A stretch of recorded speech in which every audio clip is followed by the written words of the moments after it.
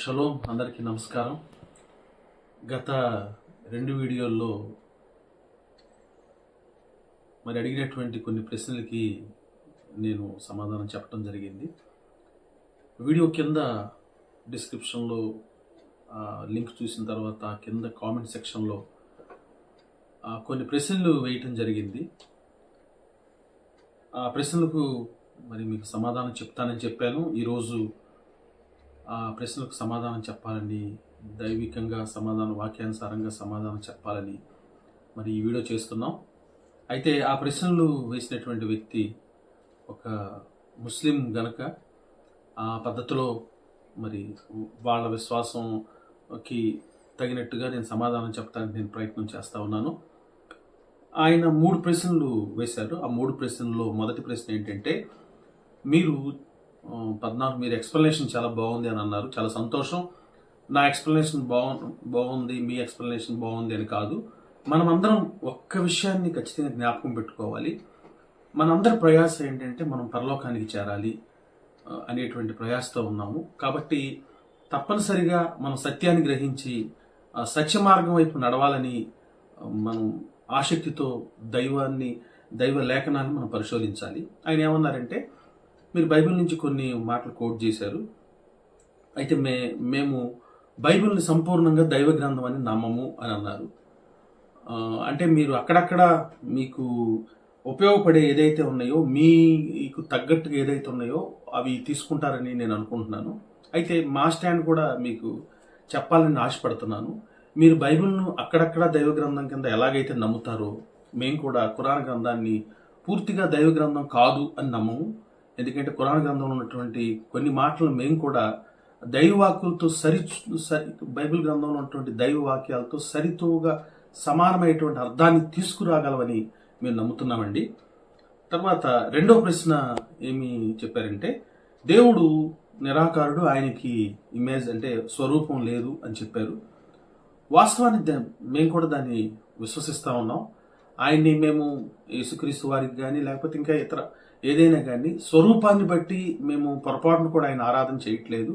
దేవుడు ఆత్మ కనుక ఆయన ఆరాధించువారు ఆత్మతోనూ సత్యముతోనూ ఆరాధించాలి అనేటువంటి ఒక ఆలోచనతోనే మేము చేస్తాము.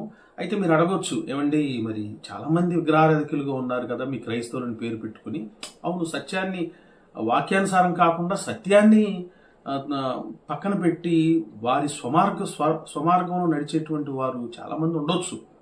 యాజ్ అంటే నేను ఉదాహరిస్తున్నాను. అదేంటంటే చాలామంది మీలో కూడా దర్గాలు, తర్వాత రకరకాలైనటువంటి రూపంలో కొన్నిసార్లు చేస్తూ ఉంటారు. అది ఎలాగో ఇది కూడా అలాగే అనేటువంటి విషయాన్ని కూడా మీరు గ్రహించాలి. సత్యంగా అయితే ఆయనకి ఎటువంటి రూపం లేదనేటువంటి దాన్ని మేము విశ్వసిస్తున్నాం. దేవుడు ఆత్మ గనక ఆయన ఆరాధించేవారు ఆత్మతోనూ సత్యంతోనూ ఆరాధించాలనేటువంటి వాక్యాన్ని మాత్రమే మేము నమ్ముతున్నాం. తర్వాత 3వ ప్రశ్న ఏం చేశారంటే, యోహాను 14:14లో మీరు తప్పుగా అర్థం చేసుకున్నారండి అని చెప్పారు. దానికి యోహాను 14:14 ఏమనుందంటే, మీరు నా నామమున నన్నేమడిగినను అని నేను మీకు అది ఇస్తానని చెప్పారు కదా. అది టీచింగ్స్ అండి, అది బోధన మాత్రమే అని చెప్పారు. అక్కడ నా నామమున మీరు నన్నేమి అడిగినను అంటే బోధ గురించి ఆయన మాట్లాడి పైన చదవమన్నారు.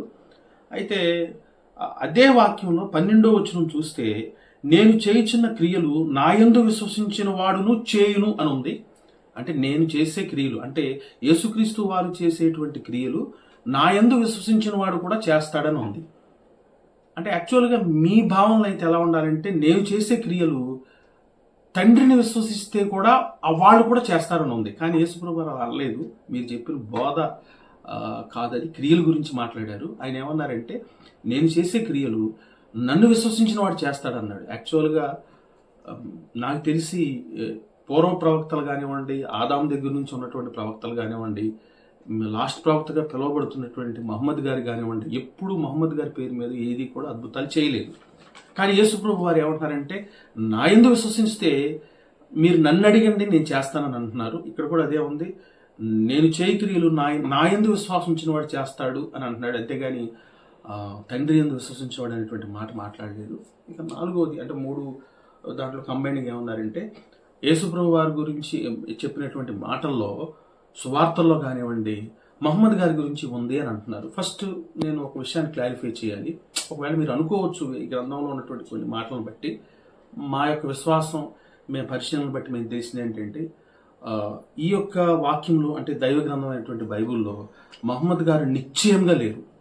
అది మా యొక్క సంపూర్ణమైనటువంటి విశ్వాసం. అయితే కొన్ని రిఫరెన్స్ కోట్ చేశారు మీరు. యోహాను సువార్త 14:16లో నేను వెళ్ళి వేరొక ఆదరణకర్తను పంపిస్తానన్నారు. యేసుప్రభువు వారు ఆల్రెడీ పరిశుద్ధాత్ముడు ఆల్రెడీ ఉన్నాడు కదా, వేరొక ఆదరణకర్తని ఎందుకు అన్నారు అనేటువంటి ప్రశ్న మీరు, అది చాలా పెద్ద టాపిక్, అది చాలా ప్రశ్నలు ఉన్నాయి. కానీ 2 ప్రశ్నలు వేశారు కనుక వాటికి మాత్రమే నేను మీకు సమాధానం ఇవ్వాలని అనుకుంటున్నాను. వేరొక ఆదరణకర్త అంటే వేరొక వ్యక్తి, లేకపోతే యేసుప్రభువు వారు లాంటి వ్యక్తి అని కాదు. వేరొక అనేటువంటి పదాన్ని మీరు అనుకుని ఇంటర్ప్రిట్ చేయడానికి వీలు లేదు. ఎందుకనంటే ఫస్ట్ ఏదైతే పరిశుద్ధాత్మ దేవుడు ఉందో, తండ్రి నామమున వచ్చినటువంటి ఆత్మ అది. యేసుప్రభువు వారు స్వయంగా చెప్పారు, ఇప్పుడు తండ్రి నామంలో వచ్చింది కానీ ఇప్పుడు నా నామమున మీ వద్దకు పంపబోవు. అంటే వేరొక అనేటువంటి డిఫరెన్స్ ఏంటంటే, మొదటిది ఇంకా చాలా డిఫరెన్స్లు ఉన్నాయి, కానీ వన్ ఆఫ్ ది నేను మీకు చెప్తున్నాను.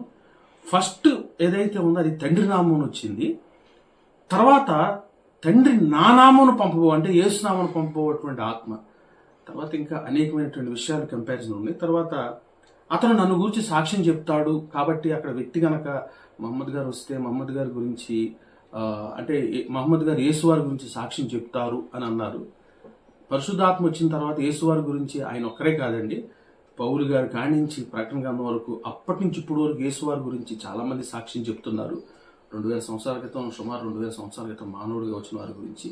కాబట్టి ఆయన ఒక్కడే సాక్ష్యం చెప్పేది అనుకుని మీరు అప్లై చేసుకుంటే కుదరదు. తర్వాత పరమగీతాల్లో ఉంది కదా, మహమ్మద్దీన్ అనేటువంటి పేరు ఉందని మీరు మెన్షన్ చేశారు. మీరు ఒక విషయాన్ని నేను క్లారిఫై చేయాలి. మీరు జనరల్గా బైబిల్లో మీకు ఏదైతే అవసరమైనదో వాటిని మీరు మహమ్మద్ గారు అనేటువంటి ఒక అపోహలో ఉండొచ్చు. కానీ నేను ఒక విషయాన్ని మీకు జ్ఞాపకం చేస్తాను. ఇప్పుడు పరమగీతాలు ఉన్నటువంటి మాటలు అది హీబ్రూలో రాయబడి ఉన్నాయి. మీరేమంటారంటే పేరు అనేది ఉంది, మహమ్మద్ ఇమ్ అంటే గౌరవప్రదం కాబట్టి మహమ్మద్దీన్ అనేటువంటి పదాన్ని అక్కడ వాడారు అనేటువంటి ప్రస్తావన మీరు తీసుకొచ్చారు. నేను దానికి ఏమని చెప్తున్నానంటే, హీబ్రూ వేరు, అరబిక్ వేరు. ఈ 2 సిస్టర్ లాంగ్వేజెస్ కావచ్చు, కానీ వాటి అర్థాలు మారిపోతూ ఉంటాయి.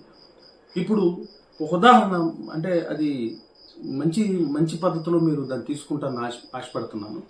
ఇప్పుడు మీరు అరబిక్లో అల్లాహ్ అక్బర్ అనేటువంటి పదాన్ని వాడతారు. Allah is the great, Allah గొప్పవాడు అనేటువంటి పదం. అదే హీబ్రూలో కనుక దాన్ని మనం మాట్లాడితే అల్లాహు అక్బర్ అంటే అల్లా ఎలుక అనేటువంటి మాట వస్తుంది. నౌజ్బిల్లా, ఖచ్చితంగా అది మనం దేవుడి విషయం అట్లా అంత పెద్ద గ్రేట్ దేవుణ్ణి అరబిక్లో కన్వర్ట్ చేసేటప్పటికి ఎలుకని చేసేటువంటి భాష మార్పులు వస్తుంది. కాబట్టి హీబ్రూలో ఉన్నటువంటి మహమ్మదీని మీరు అనుకున్నటువంటి భాషలో లేకపోతే మీరు అనుకున్నటువంటికి మ్యాచ్ చేయటం మాత్రం అది కరెక్ట్ కాదు. ఇంకా చాలా విషయాలు మన భవిష్యత్తులో కూడా మాట్లాడటే అవకాశం ఉంటుంది.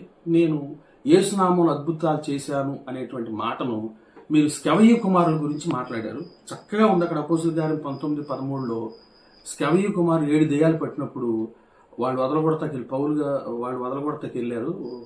వెళ్ళినప్పుడు ఆ దేవి ఏమందంటే, యేసు నాకు తెలుసు, మీరెవరని అడిగింది. నిజమే, యేసువారి నామమునే అది వెళతది తప్ప పౌలు గారి నామమునో లేకపోతే ఇంకో నామంలో అది వెళ్ళదు. అందుకనే బహుశా వారి పేర్లు యేసువారి తర్వాత వచ్చినటువంటి పిలువబడిన వారు ప్రవక్తలు కానివ్వండి లేకపోతే అపోస్తులు కానివ్వండి ఎవరో కూడా వారి పేరు వాడుకోలేదు. ఎందుకో తెలుసా? యేసువారి ఒక్కరికి అధికారం ఉంది కనుక, ఆయన నామానికి మాత్రమే ఉంది కనుక. కాబట్టి ఈ విషయాల్లో ఏదైనా సందేహం ఉంటే తప్పనిసరిగా మరి నేను వీడియో చేస్తాను ఆలస్యం చేయకుండా. కనుక మీరు ఒకవేళ ఈ వీడియోస్ ఫాలో అవ్వాలంటే మీకు ఇష్టమైతే సబ్స్క్రైబ్ చేసుకోవచ్చు. కాబట్టి ప్రేమపూర్వకంగానే తీసుకుందాం. తప్పనిసరిగా మీకున్న అనుమానాలన్నీ కూడా తప్పనిసరిగా మేము దైవికమైన ప్రేరణతో వాటిని తీర్చడానికి సిద్ధంగా ఉన్నాం. యెషలో